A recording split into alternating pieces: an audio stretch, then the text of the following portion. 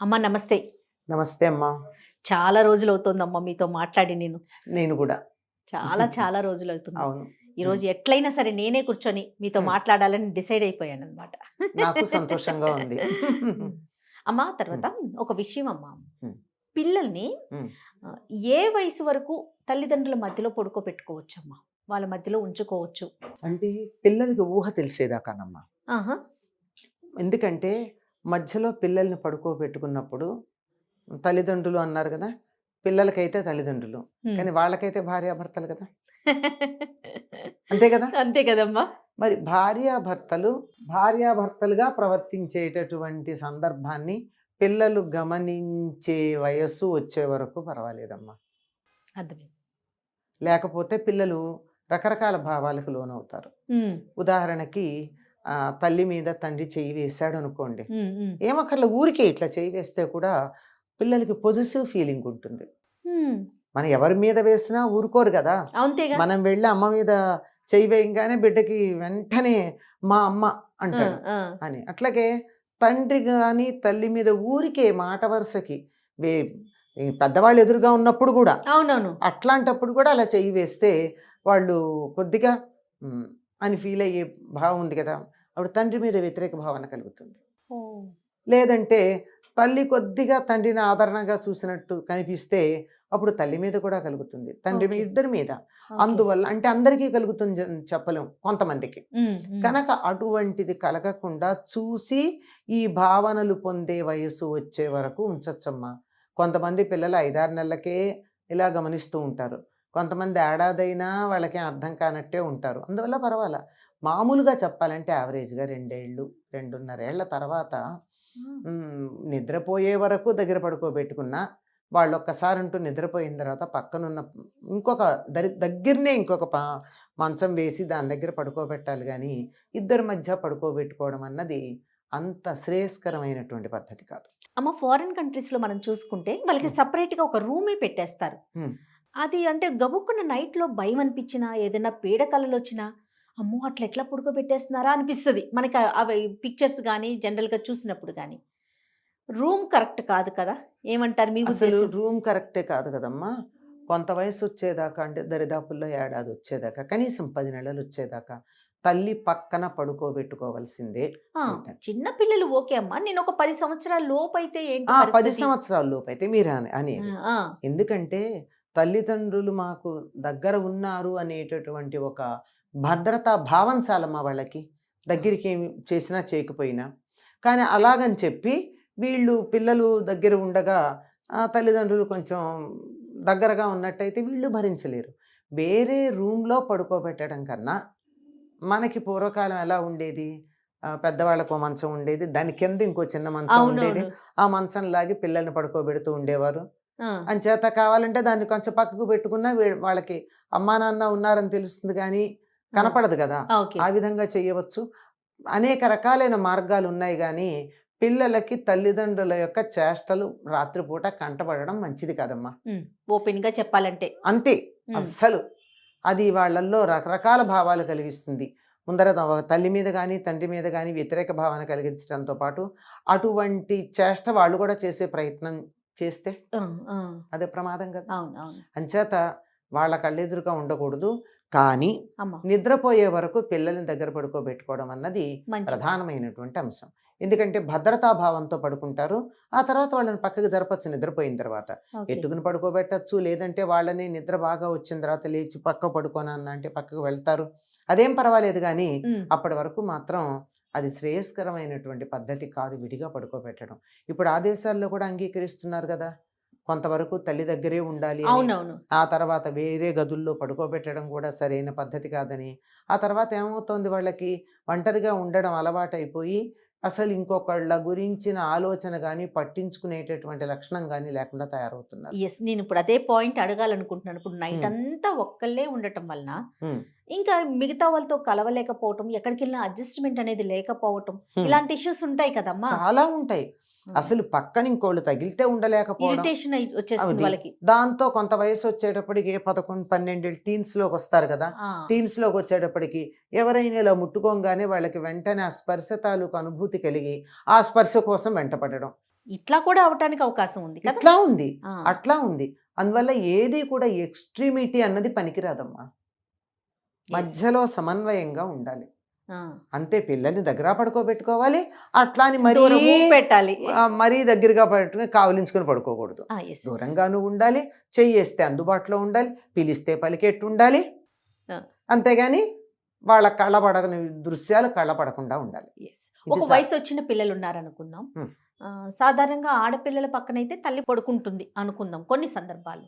మరి మగపిల్లల పరిస్థితి ఏంటి? ఒక వయసు వచ్చిన పిల్లల దగ్గర తల్లి కూడా కొంచెం దూరంగా ఉండటమే ఉండటమే అవసరం, అవసరమమ్మా. తప్పనిసరిగా. అమ్మాయి ఇప్పుడు తల్లి తండ్రికి ఇప్పుడు పడుకునే విషయం మామూలుగా దగ్గర కూర్చోవడం, మామూలు విషయాలు తల కాదు. దువ్వడం, తలంటి పోయడం, అవసరమైతే ఆ. అవన్నీ చేయడం, ఏదో కాళ్ళు పట్టడం ఉంటాయి కదా, అవునవును. ఇవన్నీ చేయొచ్చు. కానీ పడుకునే విషయానికి వచ్చేటప్పటికి మాత్రం తల్లి అయినా తండ్రి అయినా ఒక వయసు వచ్చిన తర్వాత పక్కన పడుకోవడం అన్నది అంత శ్రేయస్కరమైనటువంటి విషయం కాదు. విడిగా పడుకోవడమే మామూలుగా పద్ధతి. ఏదో నలుగురు వచ్చినప్పుడు ఎక్కడికన్నా వెళ్తే అడ్జస్ట్ అదే. అయినప్పుడు 10 మంది మధ్యలో పడుకోవడంలో వేరు. ఆ, 10 మంది ఉంటారు, ఏ పెళ్ళికో పెడతారు, సరిపోదు చోటు, అందరూ ఒకళ్ళ పక్కన ఒకళ్ళు పడుకుంటారు, ఆ. అక్కడ సమస్య కాదు. ఓకే. మరి వయసుకు వచ్చిన పిల్లల్ని ఒంటరిగా వదిలేయొచ్చు అంటారా?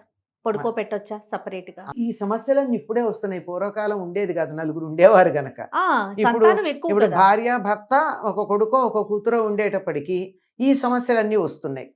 అందువల్ల ఆమ్, శ్రేయస్కరమైన పద్ధతి అందరికీ అవకాశం ఉంటుందో లేదో నాకు అయితే తెలియదు. కానీ తల్లి తండ్రి పడుకునే పడగ్గది ఉంటుంది కదా, పిల్లలు పడుకునే పడగ్గది ఉంటుంది కదా, రెండింటి మధ్య తలుపు కనుక ఉన్నట్టయితే ఆ తలుపు దగ్గరికి వేసి గడియలు వేసుకోకుండా ఆ. వాళ్ళు ఎప్పుడు పిలిచినా తలుపు తీసుకుని వచ్చేటట్టు, లేకపోతే తలుపు దగ్గరికి వేసి ఉండేట్టు ఏర్పాటు చేసుకోవడం అన్నది చాలా శ్రేయస్కరమైన పద్ధతిగా నేను చాలా మందికి సలహా ఇచ్చానమ్మా. పిల్లలకి అందుబాటులో ఉండేలా, అందుబాటులో ఇబ్బంది ఉంటాం. లేకుండా. అమ్మా నాన్న పక్కన ఉన్నారు, ఉమ్. మనం ఈ గదిలో ఉన్నాం, మంచం సరిపోదు కనుక ఇక్కడ పడుకున్నాం, కావాలంటే తలుపు తోసుకుని పెడతాం, Yes. లేనప్పుడు ఎందుకు? ఆ, నా ప్రైవసీ నాది, వాళ్ళ ప్రైవసీ వాళ్ళది. yes, yes. అదే ఆ రకం. ఇప్పుడు బేసిక్గా మనకు ఒక కాన్సెప్ట్ ఉందనుకోండి, అమ్మా. దాన్ని బట్టి మనం చేసుకునే వెసులుబాట్లు రకరకాలుగా ఉంటాయి. ఉమ్, ఉమ్. అసలు అక్కడే మనం ఫెయిల్ అవ్వడం వల్ల సమస్యలు వస్తున్నాయి. Yes. అమ్మా, ఇదివరకు ఏం చేసేవారు? పూర్వకాలంలో చాలా మంది ఉండేవాళ్ళు కదమ్మా, ఉమ్మడి కుటుంబాలు ఉండేవి. ఉమ్మడి కుటుంబాలు ఉండేవి, అందరికీ తలొక గది ఉండేది కాదు. ఆ, సాయంకాలం అయ్యేటప్పటికి పక్కలు పరిచేవాళ్ళు, పగలు పక్కలు ఎత్తేసేవాళ్ళు.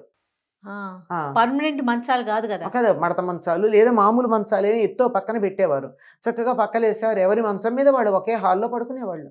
హాలో, వరండానో, గదులు ఎన్ని ఉంటే అన్ని. ఇప్పుడు 10 మంది పిల్లలు అంటే 10 మంది పిల్లలు అంటే ఒకళ్ళకే కాదనుకోండి, అన్నదమ్ములు 3 4 ఉన్నారు. Yes, yes. ఈ అన్నదమ్ముల పిల్లలు వాళ్ళ పిల్లలు కలిపి 10 మంది ఉన్నారు. ఈ 10 మందికి 10 గదులు ఇచ్చుకుంటే ప్యాలెస్ కావాలి. అంతేగా. అయితే ఈ ప్రైవసీ గోల లేదేమోనమ్మా లేదమ్మా, కదా. లేదు. ఇటు తల్లిదండ్రులకి లేదు, అటు ఆ. పిల్లలకి లేదేమో అని ఇంత అనిపిస్తా ఉంది. ప్రైవసీ అనేటటువంటిది లేదు కనుకే ఆప్యాయతలు ఉన్నాయి. ఎప్పుడైతే ఈ ప్రైవసీ అని వచ్చిందో ఎవరికి వాళ్ళైపోయి ఇంకోళ్ళ గురించి పట్టించుకోకపోవడం, ఇష్టం లేకపోవడం, ఒకళ్ళకొకళ్ళు వాసన పడకపోవడం వచ్చిందమ్మా. టచ్ మీ నాట్ లాగా అయిపోయింది అయిపోయారు. కదమ్మా. అందుకే వ్యక్తులుగా ఉంటున్నాం తప్ప కుటుంబంగా ఉండట్లా మనం. బా, సూపర్ అమ్మా, నిజం చెప్పారు. Hmm. వండర్ఫుల్. Hmm. వ్యక్తులుగానే వ్యక్తులుగా మిగిలిపోతున్నాం. మిగిలిపోతున్నాం. కుటుంబం లేదు, ఒక ఆప్యాయత లేదు, ఒక యూనిటీ లేదు. దేశ సమైక్యత గురించి మాట్లాడతాం, ముందు మన ఇంట్లో గ్లోబల్ విలేజ్ అని మాట్లాడతాం, ప్రపంచంలో ఉన్న మానవులందరూ ఏకమని మాట్లాడతాం. కుటుంబంలో ఉన్న 3 4 ఏకంగా ఉండలేకపోతున్నారు కదా, ఇది ఎందుకు ఆలోచించట్లా? సరే 10 మందిని కనలేకపోతే వదిలేద్దాం, కనీసం ఇళ్లలో అమ్మనో నానమ్మనో ఉంచుకుంటే పిల్లలు వాళ్ళతో ఉంటారు కదా. మనకేమో వాళ్ళు నచ్చట్లేదు, ఇద్దరం ఉద్యోగాలు చేయాలి, ఇంట్లో పెద్దోళ్ళు ఉండొద్దు. అందుకని కుటుంబ వ్యవస్థను ప్రోత్సహించండి, ఎంకరేజ్ చేయండి అన్నట్టుగా ఒక లైన్. అదే చెప్పండి. ఇప్పుడు ఒకప్పుడు మా చిన్నతనంలో 5 6 పిల్లల దాకా అందరు ఉండేవాళ్ళు, వాళ్ళే పెరిగి వాళ్ళు పెరిగేవాళ్ళు. కలిసి ఉమ్మడి పడుకోవడం. కుటుంబాల్లో ఉంటే 10 మంది ఉండేవాళ్ళు, అమ్మ. లేకపోతే కూడా విడిగా ఉంటే కనీసం 3 పిల్లలు. తర్వాత 1 or 2 వచ్చింది, ఆ తర్వాత ఓన్లీ 1 వచ్చింది, ఆ తర్వాత 1 or none వచ్చింది, ఇప్పుడు నన్ను వచ్చింది. మాకు పిల్లలు వద్దనుకునే వాళ్ళు ఎంతమంది లేరు? అవునవును, చూస్తూ ఉన్నాం కదా. ఇలా వచ్చేసింది దేనివల్ల అంటే ఒక రకమైన అభద్రతాభావం పేరెంట్స్కి, పిల్లలకు కాదు. అమ్మా. మేము పిల్లల్ని పెంచలేం, ఇది పిల్లలంటే బాధ్యత, వాళ్ళని చూసుకోలేం. చూసుకోలేకపోతే ఎందుకు చూసుకోలేరు? ఉద్యోగం దేనికి? మేము బాగుండడానికి. ఇవాళ బాగున్నావు, రేపటి సంగతి ఏమిటి? అది ఆలోచించట్లేదమ్మా. ఆలోచించట్లా. ఆ, అసలు దీనికి అంతటికి గొప్ప పరిష్కారం ఉండనే ఉంది. నేను ఎప్పుడూ నా విద్యార్థులకు చెప్తూ ఉంటాను. వాళ్ళు చాలామంది నాకు ఫీడ్బ్యాక్ కూడా ఇస్తారు. అమ్మా. మీరు మీ అత్తగారినో అమ్మ అంటే ఆ ఆడపిల్లలకైతే అత్తగారు, అబ్బాయికైతే అమ్మ. ఆ, అత్తగారినో అమ్మగారినో ఇంట్లో పెట్టుకోండి. ఏమవుతుందంటే ఒకవేళ ఒక అత్తకి కోడలు పరాయిది తిడుతుంది, విసుక్కుంటుంది, నో ప్రాబ్లం. ఉమ్, నీ పిల్లల్ని తన వాళ్ళుగా చూసుకుంటుంది కదా. ఒక నానీ కన్నా బెటర్ కదా, ఒక ఆయా కన్నా బెటర్ కదా. Why don't you think like that? yes, నువ్వు ఎంత exactly. విజిలెన్స్ పెట్టాలి ఒక ఆయానో నానీనో పెడితే? అవును. వాళ్ళు ఏం చేస్తున్నారో ఏం తెలుసు? వచ్చేప్పటికి నీట్గా ఉంటారు పిల్లలు, అంతే ఆలోచిస్తున్నారు. కానీ ముందు మరగట్లేదు. జాగ్రత్త కదమ్మా. ముందు ఇప్పుడు ఈ జాగ్రత్త. రోజుకి ఇంటికి సంబంధించి వచ్చేటప్పటికి కొంచెం ఆలస్యం అయింది. ఆలస్యం అయితే అత్తగారు తిడుతుంది, ఏమిటి నీకు ఇంట్లో పిల్లలు లెక్కలేదా, ఇంత ఆలస్యంగా వచ్చావని. ఒక నిమిషం ఊరుకో, అయిపోతుంది. చూడలేక అన్నది. ఆఫీస్లో బాస్ తిడితే పట్టలేదా, అత్తగారు తిడితే ఏం మాయరోగం పడ్డానికి? బాగా చెప్పారమ్మా. నీకు వాళ్ళు, నీకు నీ అత్తగారికి పడకపోవచ్చు, there is no doubt about it. అంటే ఎందుకంటే చాలామంది విషయంలో. అవునవును. కానీ నీ పిల్లలు ఆవిడ మనవాళ్ళు మనవరాళ్ళు కదా, ఉమ్. వాళ్ళని చూసుకుంటుందిగా. వాళ్ళ కోసమైనా కాంప్రమైజ్ కావాలి కదా. అది చెప్పింది.